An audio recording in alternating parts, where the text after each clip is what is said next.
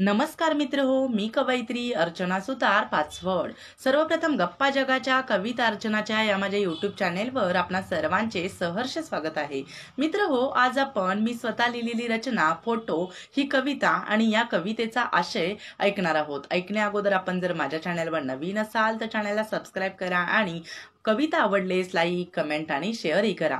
मित्र हो, तुम्हा सर्वांना माहिती आहे, छायाचित्रण प्रतिमा म्हणजेच फोटो ही फार पूर्वीपासूनची कला आहे। आपल्या जीवनात खरं तर फोटोंचं खूप महत्त्व आहे। पूर्वी कॅमेरे होते, काळानुसार ते नामशेष झाले, परंतु आजकाल डिजिटलच्या युगात मोबाईलद्वारे प्रत्येक व्यक्तीला पाहिजे तेव्हा कुठेही कशाचेही फोटो काढणे शक्य झाले आहे। खरं तर ही आनंदाचीच गोष्ट म्हणावी लागेल, कारण बालपणीचे तारुण्यातले काढलेले फोटो, पूर्वीचे घरातील लोकांचे फोटो, आपण पूर्वी कसे होतो किंवा इतिहासात घडून गेलेले अनेक राजे, विचारवंत, संत, अगदी कोणीही असो, आपण सहजपणे फोटोत बघून त्या काळातील अंदाज लावू शकतो। पण आरशात जर पाहिले तर पूर्वीसारखे कोणीच दिसत नाही।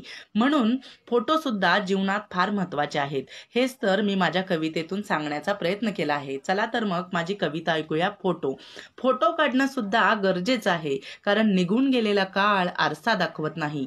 फोटो खरंच काळजातली अत्तराची कुपी आहे। तिला आवर्जून ठेवलेल्या यादीतील एक मनमोहक संपत्ती म्हटलं तर वावगं ठरणार नाही।